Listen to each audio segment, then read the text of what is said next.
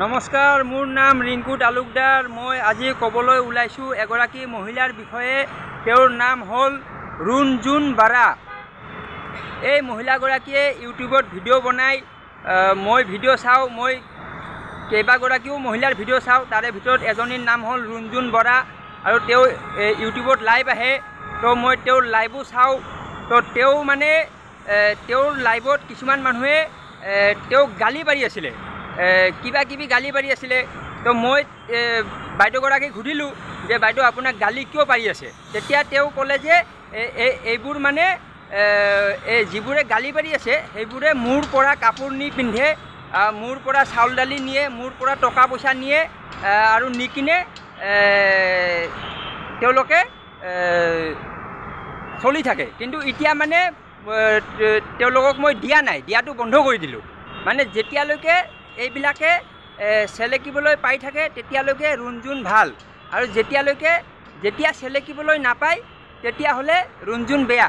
এই কথাটো তেওঁ ক'লে, আৰু এই কথাটো কোৱাৰ পিছত মোৰ মানে মাথাত ক্লিক হৈ গ'ল।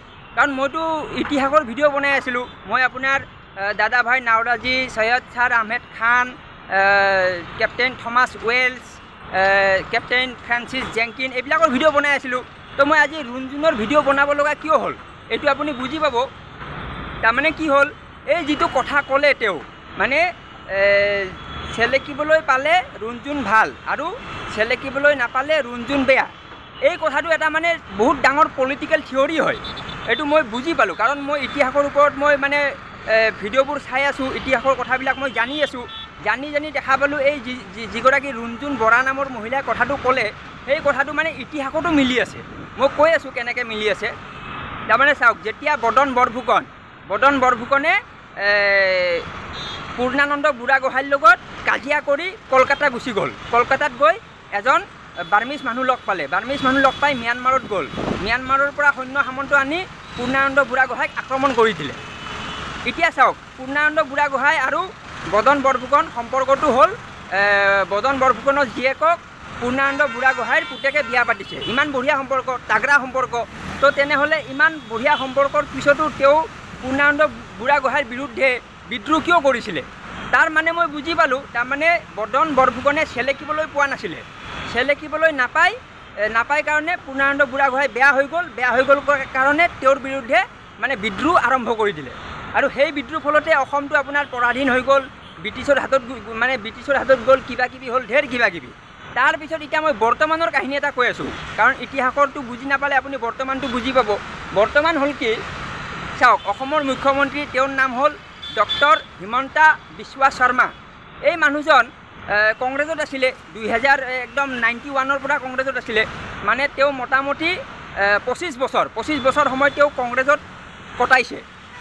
যেতিয়ালৈকে তেওঁ কংগ্ৰেছত কটাইছে তেতিয়ালৈকে তেওঁক ছোনিয়া গান্ধীয়ে চেলেকিবলৈ দিছিলে। মানে ছোনিয়া গান্ধীক চেলেকিবলৈ সুবিধাটো পাই আছিলে। আৰু যেতিয়া মানে চেলেকিবলৈ সুবিধাটো ছোনিয়া গান্ধীয়ে নিদিলে, মানে তেতিয়া তেওঁ বিজেপিত গুচি গৈ তেওঁ কি ক'লে যে ছোনিয়া গান্ধী এগৰাকী ইটালীৰ মহিলা হয়। ছোনিয়া গান্ধী মানে বাৰ ডান্সাৰ আছিলে, বাৰত গৈ মদ খায়, এইবিলাক ক'লে। আৰে এইবিলাক কথা যেতিয়া কংগ্ৰেছত আছিলে তেতিয়াই ক'ব লাগিছিল যে ছোনিয়া গান্ধী এগৰাকী ইটালীৰ মহিলা হয়, বিদেশী মহিলা হয়, বাৰত গৈ মদ খায়। তাৰমানে তেতিয়া মই বুজি পালোঁ যে যেতিয়ালৈকে মানুহ এজনে চেলেকিবলৈ পাই থাকে তেতিয়ালৈকে ভাল, আৰু যেতিয়ালৈকে চেলেকিবলৈ নাপায় তেতিয়াই মানুহজন বেয়া হৈ যায়। এইটো বহুত ডাঙৰ পলিটিকেল থিয়ৰী হয়। তো এই ৰুণজুণ বৰাৰ যিটো কথা সেইটো মোৰ মাথাত মানে সোমাই গ'ল, সেইকাৰণে মই ভিডিঅ'টো বনালোঁ। আৰু আপোনাৰ এতিয়া এইটো চাওক, এইটো হ'ল আপোনাৰ মিনিষ্টাৰ কলনী। এই মিনিষ্টাৰ কলনীত এতিয়া যিবোৰ মানুহে চেলেকিবলৈ পাই আছে সেইবোৰ মানুহে আপোনাৰ ভাল কৰি আছে। আপুনি চাব, কিছুদিন পিছত চাব, কেইবছৰ পিছত চাব, সেই ভাল বুলি কোৱা মানুহজনে আকৌ বেয়া বুলি কৈ দিব। মানে চেলেকিবলৈ নাপালে বেয়া হৈ যায়, চেলেকিবলৈ পাই থাকিব ভাল, চেলেকিবলৈ নাপালে বেয়া।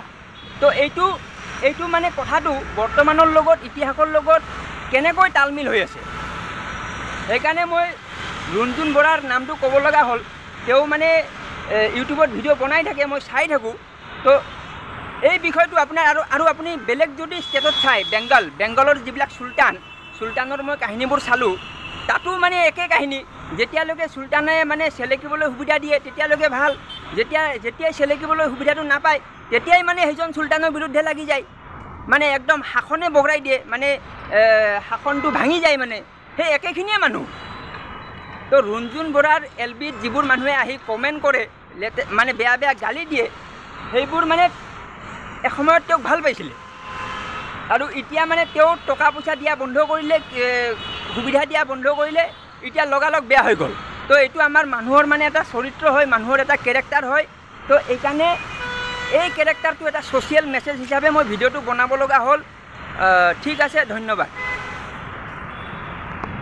এইটো ভিউটো চাই লওক এইটো গুৱাহাটীৰ ভিউ গুৱাহাটীৰ চাৰিওফালে পাহাৰ এইফালৰ পৰা চাওক এই আপুনি যিফালে চাই এইফালে পাহাৰে দেখিব পুৰা পাহাৰৰ মাজত গুৱাহাটীখনৰ ইতিহাসো মই বনাম লাহে লাহে